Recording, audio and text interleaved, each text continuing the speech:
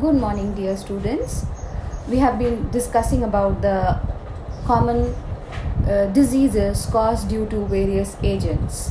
We've already discussed the bacterial diseases, the viral diseases, the protozoan diseases.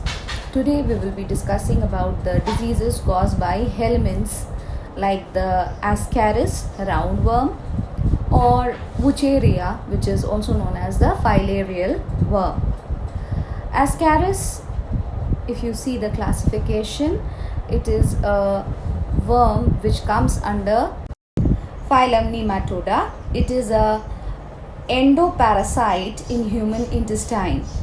Let us study about this worm.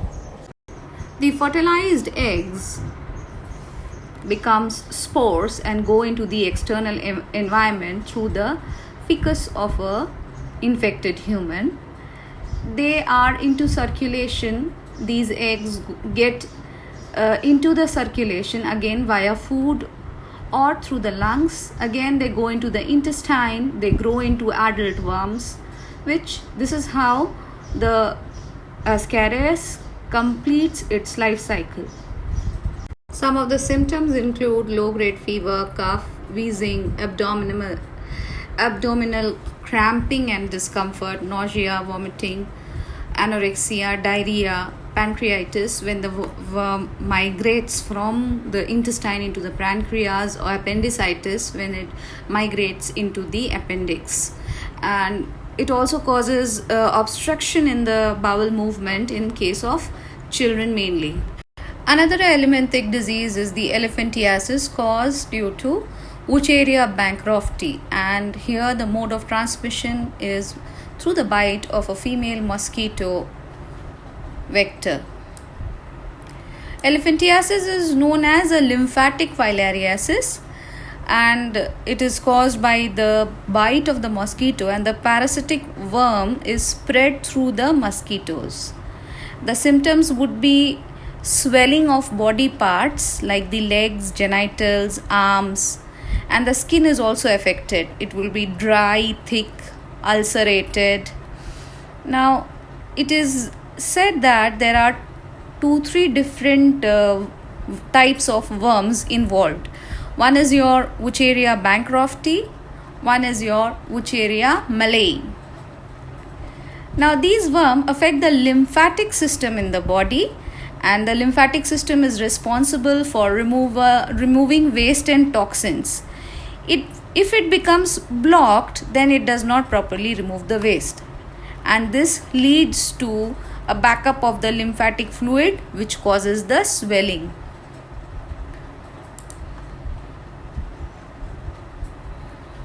This particular disease is does not affect or show the inflammation in the beginning. So in the initial stages, it can easily be treated with the help of medications and other treatments. In later stages, it becomes critical, and we see the heavy inflammation in the legs or whichever part the filarial worm has grown or accumulated the lymphatic fluid. The next group of disease causing agent are the fungus. Among fungus, there are 3 genus which affect human beings very badly.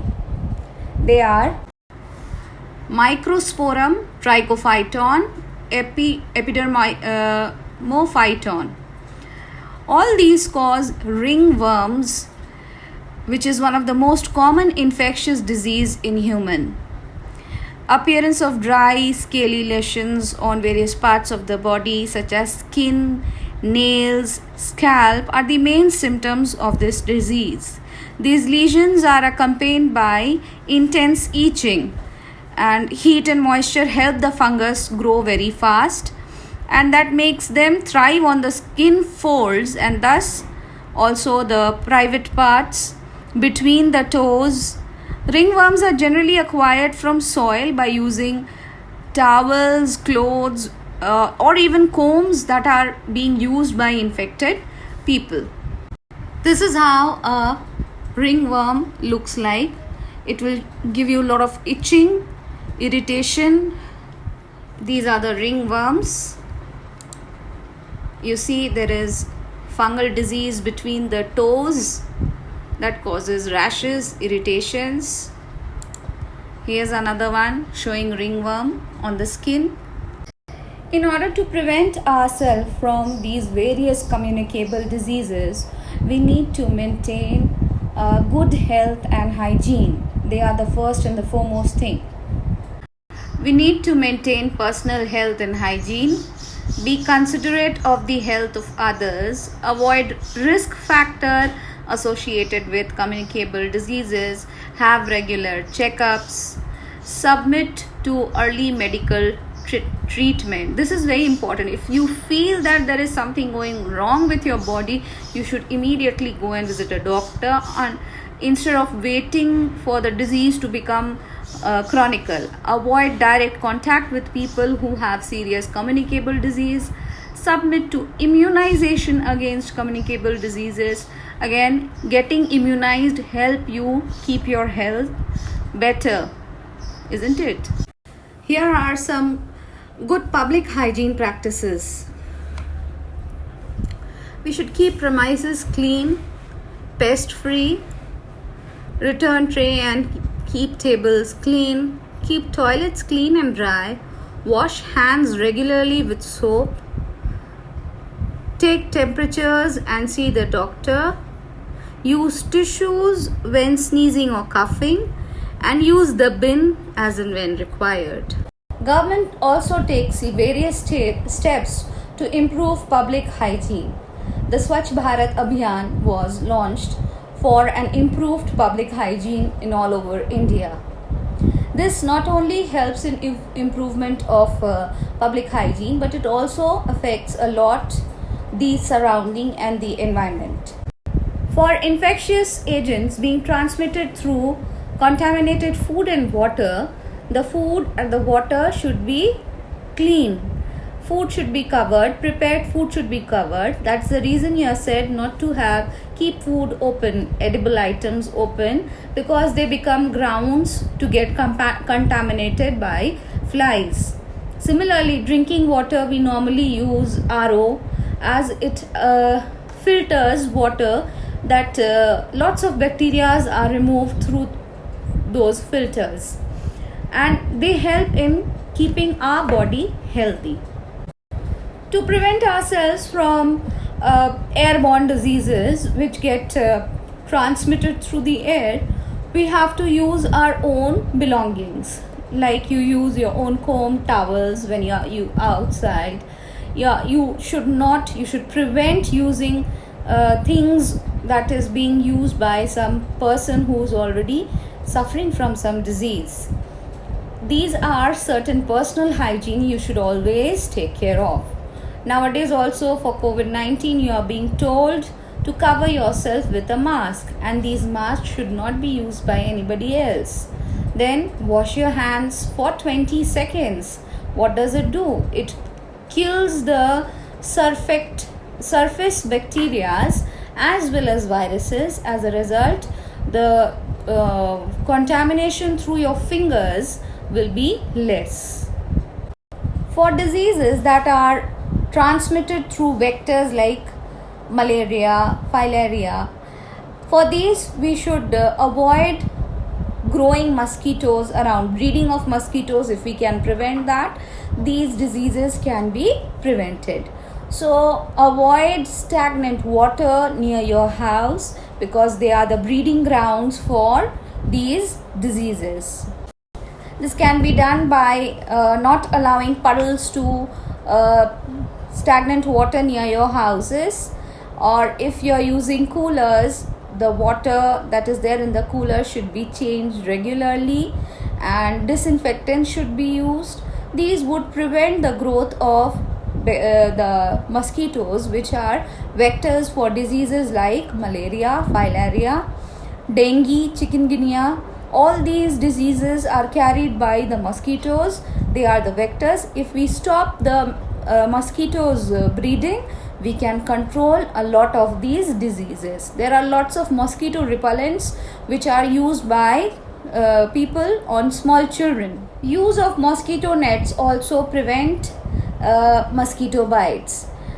In rural areas where there are ponds where people do fishing, in those places you cannot control mosquito breeding. So what do? They introduce a fish known as gambusia.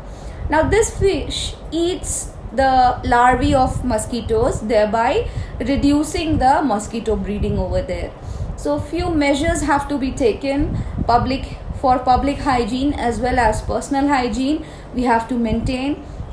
Probably for doing this only, we are at the moment studying in this manner. We are trying to social distance because the dreadful disease which is spreaded around spreads even by contact. So we are practicing social distancing. We are practicing of not making places crowded.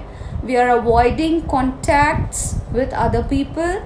Whenever we are sneezing, whenever we are coughing, we are using tissue papers to cover our faces.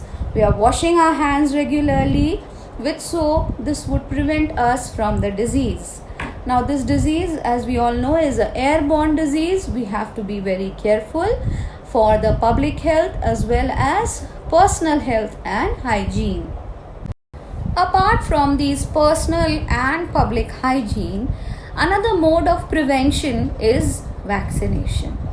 Now, what is a vaccine? A vaccine is a mild dose of the foreign body which is entering as a disease, and our body develops an antibody for that and remembers it, so that whenever that particular pathogen comes in our body, comes in contact with our body, the antibody inside our body starts attacking them, thereby preventing the spread of the disease inside our body. The use of various vaccines have helped us eradicate a large number of diseases. One of such disease is smallpox.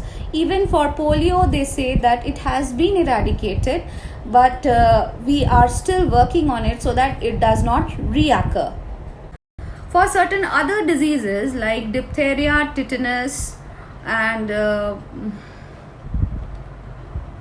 pneumonia, for these also vaccines have been developed, and they are preventing us from being infected by these vectors. Now, how these development of the vaccine is just because of various biological advancements. With the help of biotechnology, we have developed various tools and techniques, and we have developed various vaccines to fight against these diseases. A vaccine, that's why it is still being said that the vaccine against COVID-19 is yet to be found, and until then we have to prevent ourselves from the virus by taking extra care with the personal hygiene as well as the public hygiene.